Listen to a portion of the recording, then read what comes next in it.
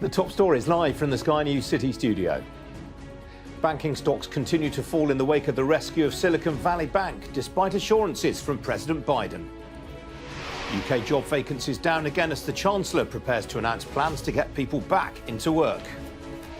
A dangerous road. China hits out at the UK, US and Australia over their submarine deal. Why geothermal power could be the next big thing in UK energy production. Plus the Malbec dollar, why wine producers in Argentina are being offered a preferential exchange rate.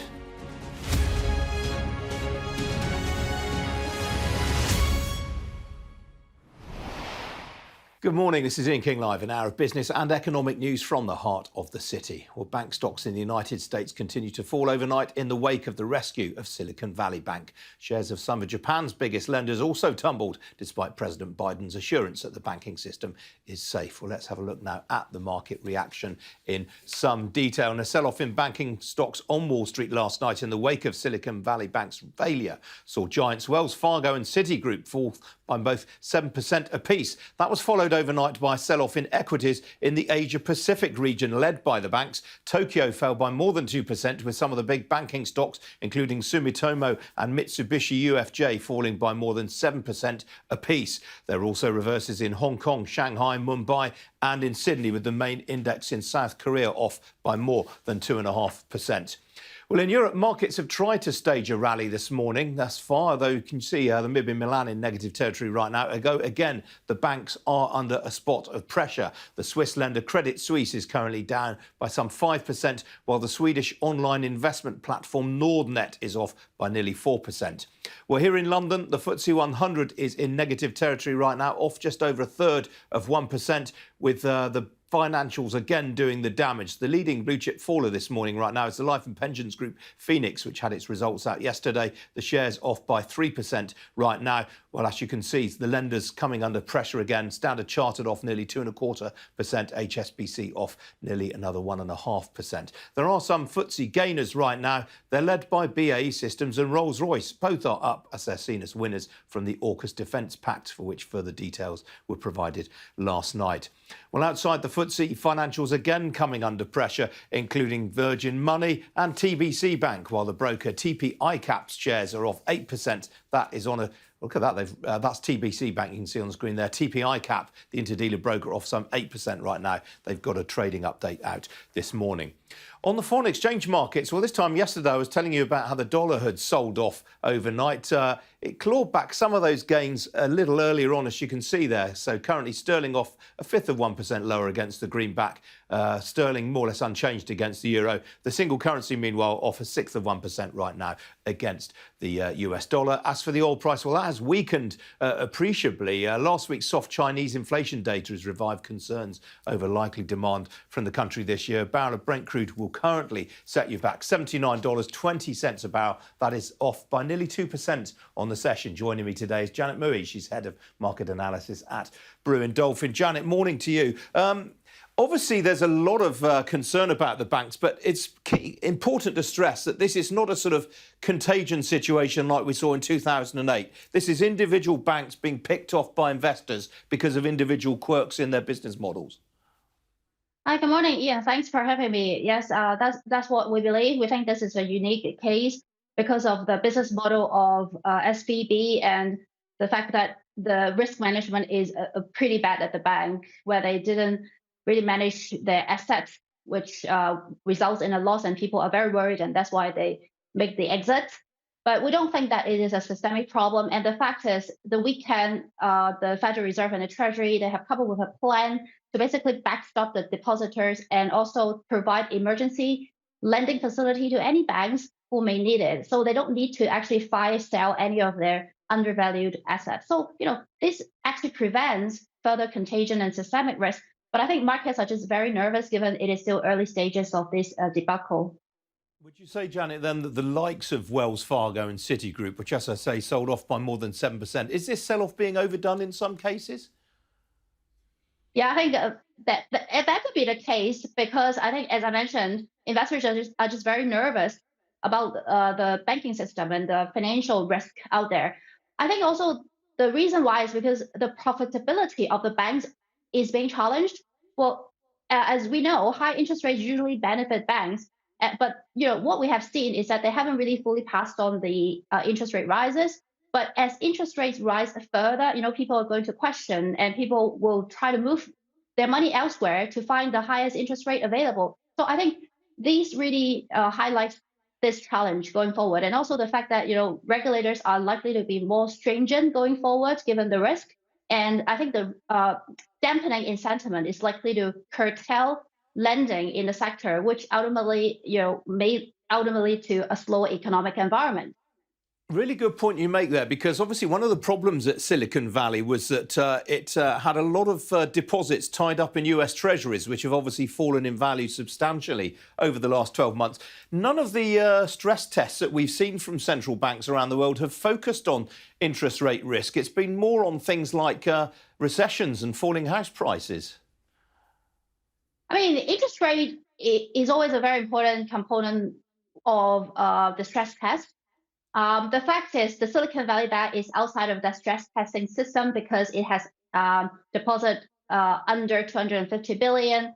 It is considered as not a systemically important bank. But if you look at the larger banks out there, actually, most of the banks in the UK would be subject to these really stringent stress tests. So that's why, generally the financial system is healthy, is resilient. It's just these regional and smaller banks that are really under pressure and scrutiny at the moment.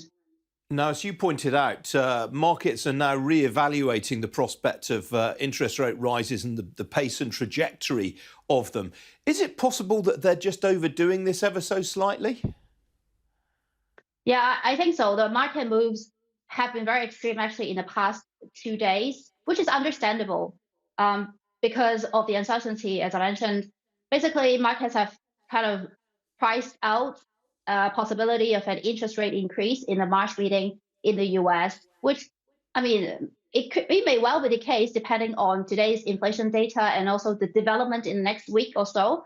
But ultimately, the US still has an inflation problem, right?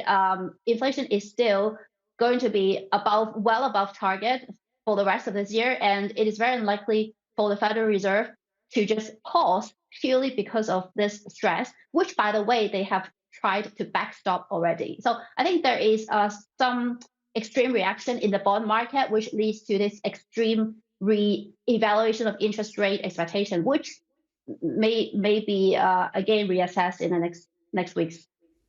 OK, Janet, good to see you this morning. Thanks very much indeed for joining me. Job vacancies across the UK have fallen for the 8th period in a row as companies appear to be holding back on hiring. Well, tomorrow the Chancellor is going to be laying out his plans to try to get people back into work in his spring budget. Well, according to the Office for National Statistics, the number of job vacancies fell by 51,000 from December to February to 1.1 million. Meanwhile, unemployment remained steady in January at 3.7%. That was the same as the previous month and only a slight increase from a low not seen since 1974. Well, joining me now is our business correspondent, Gurpreet Narwan. Gurpreet, welcome to you. I mean, the vacancies have fallen, but I mean, the labour market remains incredibly tight. Yeah, 3.7%. It's still pretty low by historic standards. And as you said, redundancies, they are rising. Vacancies, they are falling. The unemployment rate is steady at 3.7%, but we expect all of that to start feeding into that unemployment rate. It's expected to start climbing now. The Bank of England expects a peak of about 6.5%. That's a lot higher, as you just said, than it has been historically. But perversely, the Bank of England is actually looking for signs of weakness in the labour market, because when the labour market is running too hot, when wages are rising too quickly, it puts pressure on inflation, and the Bank of England is trying to get inflation down. It's already at a 40-year high and is in double digits. But pay growth in the economy is slowing. Figures today from the Office for National Statistics showed that pay growth has slowed. And as I said, slack is building in the economy. Not only is unemployment rising, but economic inactivity is coming down. After the pandemic, a lot of people checked out of the labour market altogether. They may have taken early retirement, or they stopped looking for work because they felt that they were too unwell to work, but they are starting to come back into the labour market, and the government really wants them to start looking for work. Again, expect to see some policies in the budget to that effect. But for now, I expect the Chancellor, Jeremy Hunt, is pleased to see that economic inactivity is starting to come down, because it should take some of the pressure off pay growth and, in turn, inflation. All right, Gurpreet, thanks for that. Well, Sky News wants to hear your thoughts on the budget. Will the Chancellor's plans make a difference to your finances? You can contact us on 0208 167 2200 to be part of a special programme, The Budget, Your Say, taking place tomorrow night at 7 o'clock here on Sky News. I'm going to be doing an online Q&A tomorrow on the budget as well. So if you've got any questions for me, you can submit them on our digital platforms. Now, China has hit out at the US, UK and Australia over their pact to create new nuclear-powered submarines, saying they have gone further down a dangerous road. The plan will deliver nuclear-powered submarines to Australia as it seeks to counter Chinese activities in the Pacific Ocean. For the first time ever, it will mean 3 fleets of submarines working together across both the Atlantic and Pacific, keeping our oceans free, open and prosperous for decades to come. Australia and the United Kingdom are 2 of America's most stalwart and capable allies. Our common values, our shared vision of a more peaceful and prosperous future unite us all across the Atlantic and Pacific. For more than a century, we've stood together to defend freedom and strengthen democracy. And as I mentioned, shares of both BAE Systems and Rolls-Royce up right now, leading gainers on the FTSE 100 this morning on that news last night, that extra detail. Time for some other business news stories now. And Sainsbury's is paying £430.9 million to take control of a property company that owns the freeholds of 26 of its supermarkets. The grocery giant had always owned 49% of Highbury and Dragon since it was created 23 years ago. It's now taking full control. Among the stores owned by Highbury and Dragon include sites at Derby, Doncaster, Gloucester, Guildford and Norwich. Well, Sainsbury's said the entities being acquired had generated pre-tax profits of £110.4 million during their most recent financial years. The owners of 2 of the UK's remaining nuclear power stations have confirmed plans to extend the lives of the sites. EDF and Centrica said the Heysham 1 and Hartlepool nuclear power stations would now close in March 2026. That's 2 years later than previously forecast. Well, Heysham 1 and Hartlepool were both opened 40 years ago, and when EDF and Centrica bought them in 2009, were due to end generation in 2014. EDF said that as well as helping the UK reduce its use of imported gas, the decision would mean that 2,000 skilled jobs at the 2 sites would be protected for a further 2 years. And the merchant banking group Close Brothers has reported a sharp drop in half-year profits after raising provisions against loans it does not expect to be repaid in full. Well, the bank, which also owns the well-known city market maker Winterflood Securities, reported an adjusted operating profit of £12.6 million for the 6 months to the end of January. That was down from £129.8 million in the same period a year ago and reflected an additional provision of £114.6 million to cover possible losses on the loan book at Novitas, a litigation funding business that it bought 6 years ago. Well, shares of Close Brothers, which has almost 3 million business customers, are currently off by some 4%. Now, it's more than 75 years since the expression export or die was first coined, but evidence comes today that UK businesses which do indeed trade internationally are outperforming those limited to domestic trade. Well, that comes via the latest Santander Trade Barometer, which reveals that 59% of those companies trading internationally have seen an uptick in their performance during the last year, compared with just 45% of those doing business solely in the UK. Well, joining me now to talk about this is John Carroll. He's Head of International at Santander UK. John, good to see you this morning.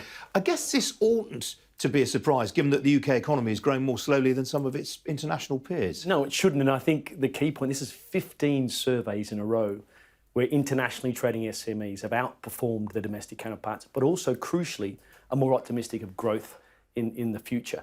But they also are very clear in terms of what their obstacles are. So like all companies, it's basically access to skilled staff, it's the cost of living, but also 4 specific areas: getting access to new markets, dealing with local regulation, the cost of transports, but crucially as well, that skill set to be able to trade internationally. But we're also now starting to see some interesting geographical trends in this survey. The EU now is the top market for growth, and India has replaced China as the main market for Asia. That's very interesting. I mean, presumably that's partly because China was shut down for most of last year. Yeah, I think it is. And the Chinese aspect is quite an interesting one. So obviously it's normal that over 3 years of being locked down that you would lose interest, but it's gone from 5th to 13th in terms of growth. But we also asked for the first time the companies, are you dependent on China for your supply chain? If you're in the manufacturing sector, it's 58%. Retail and wholesale is 70%. So half of those companies are looking to diversify away from China, but only 3%, for example, in retail and wholesale want to completely diversify, which shows how difficult it will be to completely disentangle yourself from China. That's fascinating, because I mean that's very interesting, because we do hear a lot of talk about countries like Vietnam, a lot of activity being displaced from China. Well, the problem you've got for certain companies is it's been 30 years of China setting up a really deep local infrastructure system, both in terms of ports and roads, but also in terms of staff. The Western companies out there have spent 30 years training the staff. To replace it overnight is not going to be easy, which is why I think Rishi Sunak has said there's a need for a robust pragmatism with China, because you won't be able to completely disentangle yourself from the country. I mean, India is a notoriously difficult market to crack. There's all sorts of protectionism in there. But I mean, from what you're saying, it sounds like UK companies are giving it a go. Well, I was just out there last week, and we've sort of seen 3 broad opportunities for India. The first one, and we took 14 whiskey and gin companies out there, and there's an interesting stat that each year the number of new consumers who reach the legal age of consumption for alcohol in India is the same as the population of Australia. So we took those 14 companies out there. Each of them have 3 new potential contracts as well. But we're also seeing in terms of tech companies. So India is making a real play for essentially getting tech companies to set up in India. There are 1 million new engineering graduates every year in India. And so the tech companies there, we're helping them set up. We've got links with specialist HR firms to enable them to use that as an extension of their workforce. And of course, as you say, in areas such as retail and wholesale, Indian companies are now looking to be an alternative source. But we're also helping the UK companies here in terms of getting that validation so they actually can be confident that these companies do have the right conditions as well. What are your sort of golden tips for UK companies looking to strike out into India? Well, I think be crucial about where the demand is. So as I say, if you are looking to sell, it could be anything from whiskey to speed cameras, which are in demand. Do not try and do things that India is trying to make themselves. So if you're looking to export, find those areas which can't be produced locally. If not, find those areas where you can actually set up in India and work with the local states and the local countries to expand. Now, you mentioned that the EU is obviously still pretty important for UK companies. Which countries in particular? I'm assuming it's France and Germany. France and Germany are the 2 countries. And interestingly, we asked, the survey was done the week of the Windsor Agreement, and we asked the companies how the Northern Ireland Protocol was affecting them. Over half said it was a material issue. So that will be a positive, I think, this agreement, but still 1/3 of companies are having to deal with a trading agreement which is worse than prior than Brexit. So there will be a need to continue to help these companies navigate those domestic regulations, which is what we're trying to do on our own platform. Very good, John. Got to leave it there. I don't suppose you got any cricket in when you went to India last week, did you? I tried, Ian. I'm still waiting for the Ashes this year. Well, we'll see you there. Good to see you, John. Now, while we hear a lot about onshore and offshore wind and nuclear as major sources of low-carbon energy in the future, there is rather less discussion in the UK about geothermal power, even though it's a major energy source in countries as diverse as Iceland, the Philippines, New Zealand, Kenya and El Salvador. But that may be about to change. Geothermal Engineering Limited has just secured £15 million from investors to build the UK's first deep geothermal power plant at the United Downs industrial site near Redruth in Cornwall. Well, its backers include the private equity firm Keragen Capital, whose chief executive Jason Cheng joins me now live from Hong Kong. Jason, welcome to you. If all goes well, when would this site open? Hi, Ian. Thanks. Well, the site's actually been out at Cornwall for a while. It's been already drilled. And so with our investment, we'll be able to start producing energy next year into the grid. We'll also be trialling lithium, green lithium production later this year. And we'll also be in position to secure a heat project out at Cornwall for the Langarth New project, which is going to deliver heat to potentially another 3,800 homes. So this is all happening very soon. What are the potential obstacles to the site opening? What are the big things that you're going to have to overcome? Right, well, all the permitting is already in place, so we're ready to go, and the financing was really the last part. Right. And what makes Cornwall such an ideal place to generate geothermal power? Well, geothermal has huge potential across the UK. I think, as we mentioned in the release, the UK is sitting on abundant geothermal resources, predominantly heat, enough potentially to power the entire UK's residential demand. Out at Cornwall, we have, in particular, a hotspot which enables geothermal power to also be produced in addition to heat. And I gather this particular site is quite propitious because it's adjacent to a big supply of lithium, where there's lithium mining going on there too. Absolutely. So on testing, we found that we've got one of the highest concentrations of lithium in Europe. So we'll be testing that later this year with a DLE, a direct lithium extraction pilot. And in terms of the skills base in Cornwall, are all the workers there that are needed for this project to gain momentum? Absolutely. We've been blessed in the UK with having a deep amount of skills within the energy sector. And UK also has historically quite a large oil and gas industry, which enables quite a lot of subsurface expertise. And the team has been out of Cornwall for some time. And so we do have enough labour resources to be able to do what we need to do. Now, as you say, the UK is a market ripe for this kind of energy. Why has the UK not really made the most of its geothermal resources compared with countries in Europe? Well, I suppose geothermal, while the potential's been there, the decarbonisation of heat and energy security have only really been on the agenda very recently. And so now I think we're looking at ways to decarbonise heat, which has not been a focus.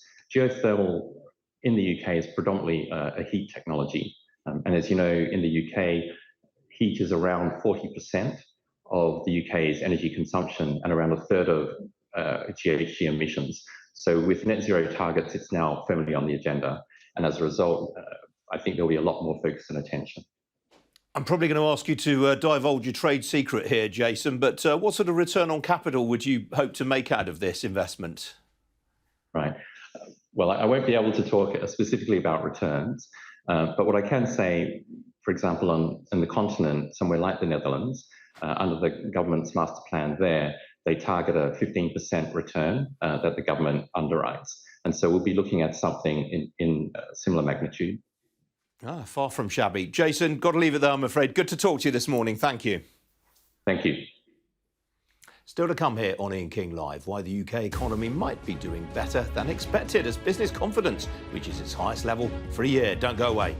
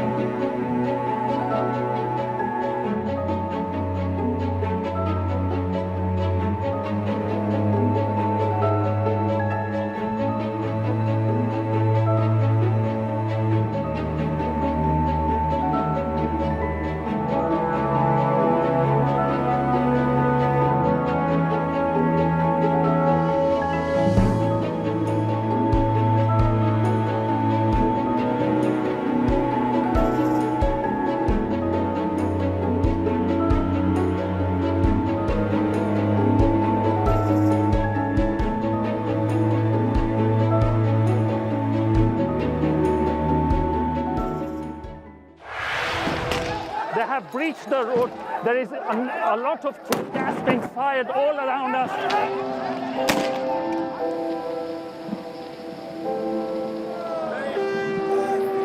It is an absolute carnival kind of atmosphere out here for Prime Minister Modi's decisive victory. These students are defying the prohibitory orders, and now they're going to be arrested. We aim to be the best and most trusted place for news. The roads have been inundated. The only way out is to get people by boat. This on any given day would have been bustling with people, but today it's absolutely deserted. I'm Neville Lazarus and I'm Sky's reporter based in Delhi.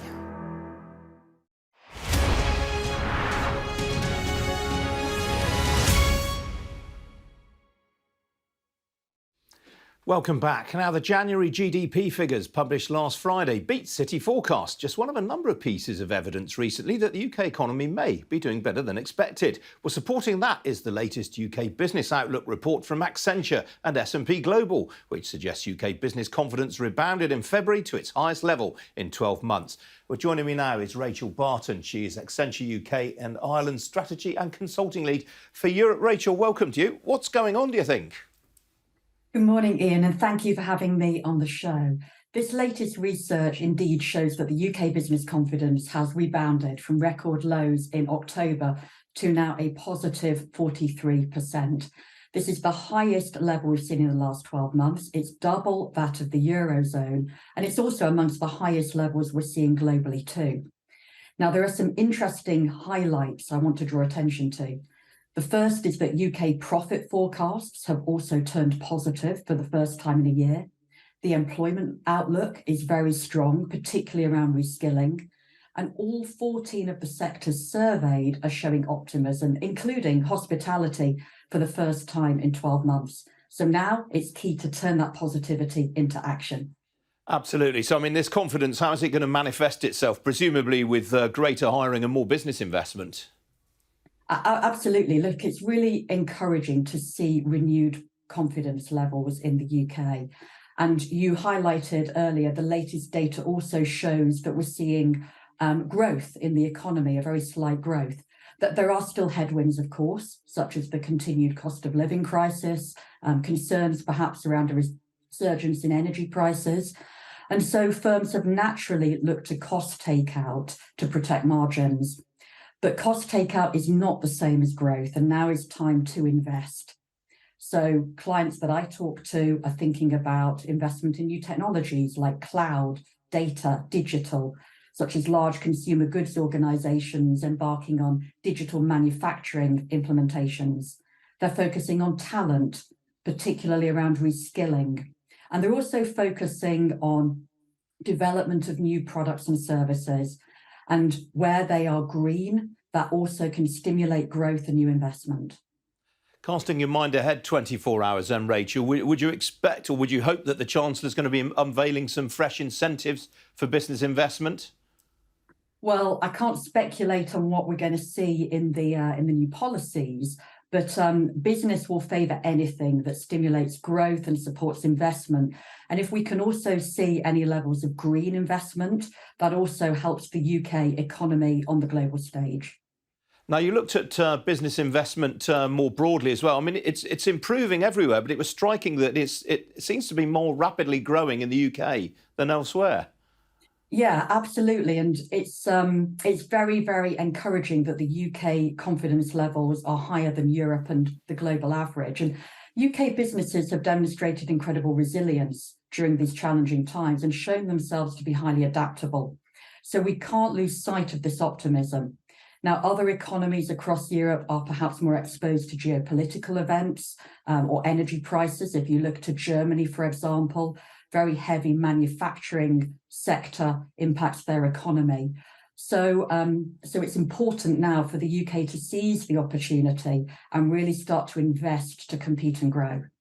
You mentioned the resilience of UK businesses. I wonder, is it that we've just got better at sort of navigating these squalls like higher energy prices than some other countries? We've seen very, very strong adaptability and versatility. And you think about what the UK has been through over the last few years, that resilience is starting to come through. What I would encourage, and this is where the UK perhaps wasn't as strong as other European peers, was around R&D investments, so research and development or CapEx spend. We are still seeing that caution come through, and I would really encourage that UK businesses now not only think about how they've been resilient and adaptable when it comes to efficiency, automation and cost takeout, but now show how that resilience can drive growth. OK, Rachel, got to leave it there. Good to see you this morning. Thank you. Thank you. Still to come here on Ian King Live. The government's push for the UK to become a world leader in quantum computing takes another step forward. Don't go away.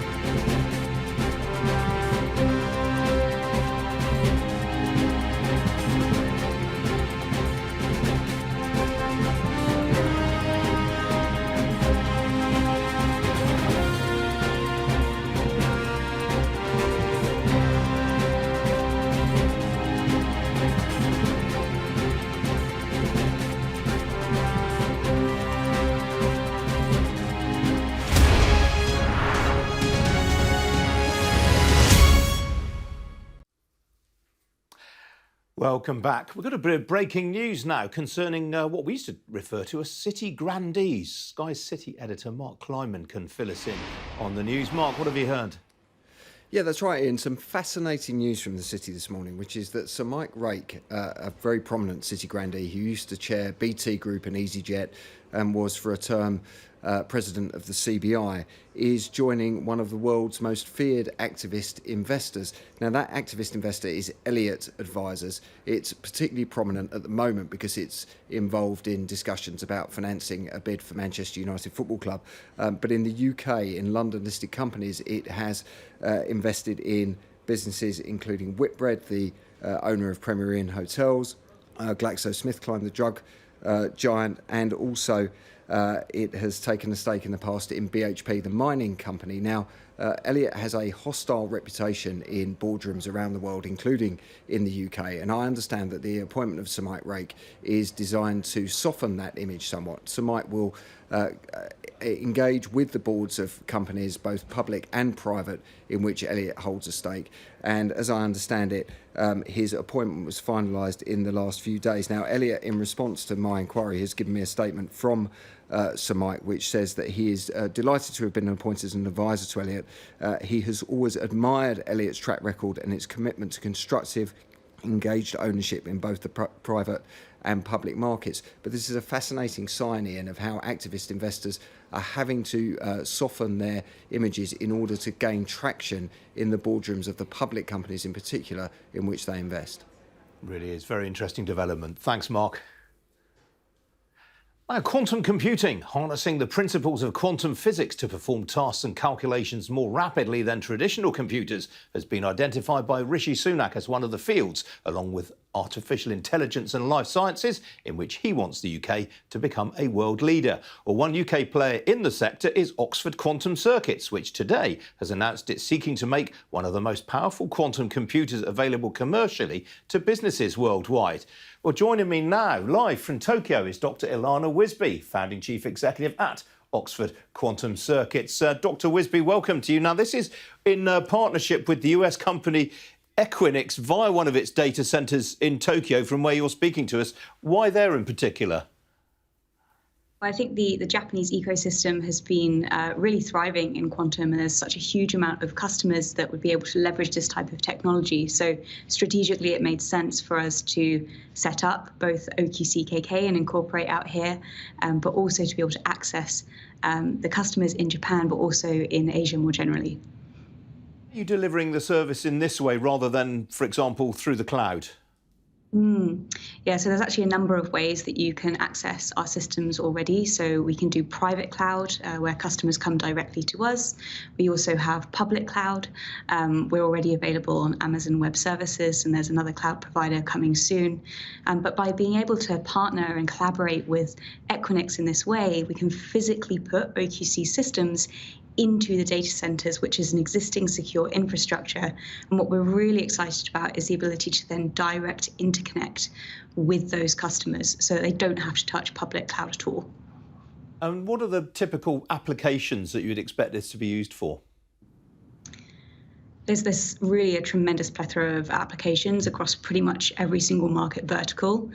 The way that we tend to think about it is two separate ways. So first of all is being able to simulate. So using quantum to simulate molecular systems or physical systems for advanced materials discovery, for new batteries, for pharmaceuticals, but also on the other side of it, in processing data. There's a huge amount of data, and instead of being able to run algorithms sequentially, so for example, if you wanted to do a search of 1,000 data sets, instead of having to do 1,000 searches, with quantum, what you can effectively do is walk into that room of 1,000 data sets and say, hey, which one am I looking for? And the natural answer will produce itself, which is a lot more efficient, a lot more effective, much more time efficient and cost effective as well.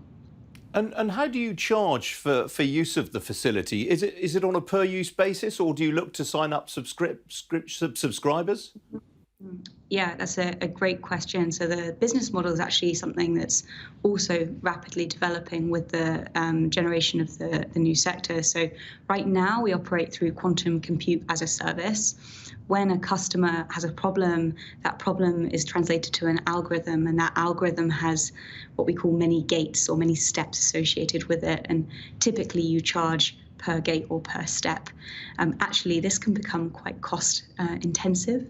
So what we're trying to do is also reduce that cost, and we can do that. And that's one of the things we will be doing when making this system available through our collaboration with Equinix, enabled by the fact that we have some very special core IP that means our systems are actually more cost effective for us to run themselves.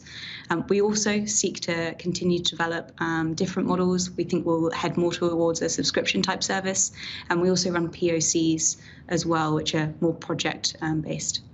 You mentioned your IP there. How long has this technology taken to develop? Well, of course, it leverages quantum theory, which is many, many, many years old. I think from originally Feynman first postulated this stuff way back in the 70s. But really, the technology has really started to mature, I would say, in the last 10 years, and particularly in the commercial space across the last 5. So Oxford Quantum Circuits originally span out from the University of Oxford in June of 2017. At that point in time, we had a patent from our professor's research group, Dr. Peter Leek, in Oxford University. And what we've then been able to do is de-risk that technology within the university environment and then spin it out and now start to commercialize it. But the field really has accelerated, both in technology maturity, but also in market readiness, particularly across the last 3 years. All right, we have to leave it there. Dr. Wisby, very good to talk to you today. Thank you for joining me. Thank you. Time for a look at this morning's business pages now. In the Financial Times, you won't be surprised to learn, leads its print edition with a write-through of the sell-off in banking stocks yesterday, an updated version of which is currently leading its digital edition. But the FT also reports on its front page the annual update to the basket of goods and services used to track inflation by the Office for National Statistics. Well, out go non-film DVDs, cooking apples, digital cameras and packets of 20 super king-size cigarettes, while in come video doorbells, security cameras and e-bikes. Well, the Times leads its business pages with the aftermath of Silicon Valley Bank's rescue, but on the front page, it also carries a look ahead to tomorrow's budget, reporting that the Chancellor Jeremy Hunt will raise the lifetime allowance for pension savers to a record level to encourage people to keep working. Well, cuts to the lifetime allowance by George Osborne have been blamed for hastening the retirement of doctors and other professionals. The Times says the move will benefit nearly 2 million workers. Well, that story is also the splash in the Daily Telegraph, which on its business pages reports that reactors powering the next generation Australian submarines being built under the AUKUS Defence Pact will be built by Rolls-Royce to a British design. Well, joining me now is Jürgen Meyer. He's the industrialist and former chief executive, of course, of Siemens UK. Jürgen, good to see you this morning. Obviously, it's budget day tomorrow. A couple of stories caught your eye in the FT. The first of them, Chancellor to offer nearly £1 billion for UK low tax zones. Indeed. Good morning, Ian. And it sounds very good, doesn't it? That we're going to get some stimulus to our northern economies. And you know that I'm a fan of stimulating growth through technology and industrial industries. And look, what I'm reading here is a damn sight better than what we had in the previous budget, with Liz Truss promising all sorts of investment zones that weren't thought through. What I like about this is that it's quite focused down on key industrial sectors like life sciences, advanced manufacturing, and of course green technologies. The quantum computing piece that you just talked about, I think, being very much part of that. But look, despite that optimism, there are two things here which it falls short of. And one is scale. Despite the headline numbers, when you break it down per year investment, it's not huge when you're competing with 300 billions worth of investment in the USA for their similar plan, the same in the European Union. And evidence is that we are losing out on investment. And you had a piece on early about confidence in the UK increasing, which is fantastic. But what we're still not seeing is the increase in investment in R&D, in this sort of deep technology like quantum computing, like green technologies. And I fear that this is not going to do quite enough to encourage companies to really invest in those fantastic areas here versus in the European Union and the USA. I guess the government has to be wary of accusations of trying to pick winners. Oh, well, do you know, my view is very clear on this. The government ends up picking more winners by the fact that they don't have an industrial strategy. You know, what ends up happening, you don't have an industrial strategy to, for example, support the transition to the electric vehicle revolution. And because you don't have that, you then end up having to give potential handouts to the likes of Nissan and Jaguar Land Rover, who are now saying we need some help because if you don't give us it, we're going to make our batteries and our cars in Spain or Austria or elsewhere. And so look, pick winners in terms of key technologies, don't pick winners in terms of individual companies. I always think back to Lord Mandelson, the former business secretary. He said it wasn't a case of picking winners, it was the losers who picked us. Now, staying with another story you've selected from the FT here, UK business groups call on Sunak to rejoin Horizon Research Scheme. Now, this is something that potentially looks possible. Yes, and I really hope so. And it sort of links to what I was just talking about. We need to massively, increase the investment in key research areas like quantum computing and the many green technologies like hydrogen. And look, we've had a Northern Ireland Protocol deal done now, which has opened the doors to joining the Horizon programme. Every science institution in the nation is saying we want to join. Here you've got 4 business groups, the Northern Powerhouse Partnership that I vice chair, Make UK, CBI and Business London calling it. Yet, government is sort of dithering. And I understand there's a negotiation to be done. We've not been in it for 2 years. But look, I think the message is here. Listen to the science community, listen to business and just get a deal done. This is good for being a science superpower. All right, Jürgen, we've got to leave it there, I'm afraid. Good to catch up with you this morning. Thank you. Thank you. Bit of breaking news to bring you that we've picked up in the last few moments. The UK competition watchdog has warned that Asda's deal worth around £600 million to buy Co-op's petrol forecourts could result in higher prices or less choice for motorists and shoppers in 13 locations. The Competition and Market Authority opened an investigation into the acquisition of 132 petrol stations and adjoining shops in January. Asda now has 5 working days to offer a proposal to the regulator to help address its concerns. Now, Britain's biggest 350 companies have been set a new target to increase the ethnic diversity of their senior management teams. The Parker Review Committee, which was commissioned by the Business Department in 2015 to consult on the ethnic diversity of UK boards, has said that 96 out of the FTSE 100 companies met the target with at least one minority ethnic director on its boards, up from 89 last year. It now wants each FTSE 350 company to set a percentage target for senior management positions that will be occupied by ethnic minority executives in December 2027. And for the first time, the review committee is targeting 50 of the UK's largest private companies. They've been set the target of having at least one ethnic minority director on the main board in that time as well. Well, I've been speaking with David Tyler, who chairs the Parker Review. He's also chairman of Peter Cousins, the company behind Imperial Leather Soap. I began by asking him for a reminder of why the review was set up in the first place. Well, it was set up back in 2015 when Vince Cable, if you remember him, was the business secretary.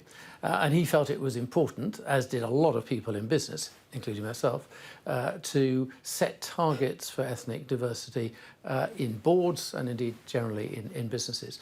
This was about 5 years after the gender thing started, and I'm sure you've had people talking about the women's, the progress on women in the past in this studio, so that's when it was set up for a very good purpose.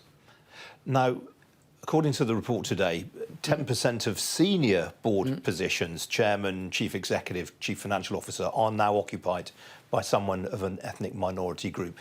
Is that far enough for you? Is that good enough for you? Well, what I'd say is it's huge progress. So it's quite interesting. Those very influential positions, chairman and executive directors, the number in the FTSE 100 have gone up from 22 to 31 in the last year. Sounds a small number, but that's a lot. And at 31, you've got 10% of those overall influential positions. So in other words, the ethnic minority board members are not just being appointed as non-executive directors, they're in these really influential positions. And that's encouraging. Is it enough? No, of course, we should be going further over a period. And I'm pretty sure we are, because the pipeline of people from ethnic minority backgrounds is growing and getting more impressive in my experience, but also more widely, you can see it in the statistics, year by year. Now, there are 4 FTSE 100 companies with no minority ethnic representation on the board, among them Unite, Frasers and Foreign and Colonial Investment Trust. Did you get the sense from many of those that they're looking at this and they're taking this matter seriously? Well, we don't name and shame. That's not our objective. It's up to them. We think they're simply making a mistake, Ian, because they're missing out on that tremendous pool of talent by not getting into it. I'm sure some of them will change and put ethnic minority directors on the board before long. But what I would say is the fact that we now have 96 out of the FTSE 100 having at least one ethnic minority director, and half of those have 2 or more. This is a sea change over the last 6 or 7 years. When we started, it was only 47. So we've doubled the number of boards who have ethnic minority directors. So things are very different around the board table, and I think that's making better decisions emerge from companies because of that. Now, to date, you've only targeted the top 350 quoted companies. Very interestingly, you now want the 50 biggest private companies to make some progress on this. What's the thinking there? They're very influential companies. They're huge companies. They include, a lot of names that your viewers would know extremely well. Big retailers like John Lewis, for example. Major financial institutions like Nationwide. Health providers like Bupa. The Big Four, PwC, Deloitte, EY and KPMG. Some big solicitors. So big companies. They are influential in all sorts of ways. Certainly for the economy, but also on society. And it seemed to us that just the same things hold for them as with listed companies, that they're likely to do better if they have ethnic minority representation, and many of them, of course, already do. And not only that, it will enhance further the opportunities for people from minority ethnicities. So we think it's a win-win. Do you have, though, the same leverage with private companies as you do with PLCs? Because obviously a lot of institutional shareholders really care about this, and they can threaten sanctions on quoted companies. Sure. There's no such sanctions with private companies. Well, not directly, that's certainly true, though. A lot of companies have debt, and debt investors are also interested in this, and they can certainly persuade people by one means or another. But I think the important point is not so much shareholders, it's employees. If I'm working for a company, a private company or a listed one, and I'm for an ethnic minority, and I see they're not really doing very much, their targets are rather low, I think I'm going to be poached by another company, much more likely. Also, if I'm someone thinking of going to that company and joining it, I might be put off if they're not actually following some of these sorts of directions. So I think this is what will make most private companies want to fulfil the sort of promises that we're looking for them to do. It's all voluntary. It's voluntary with the listed companies. It's voluntary with private companies. But we think it's in their own interests to bring stakeholders along with them by doing these sorts of things.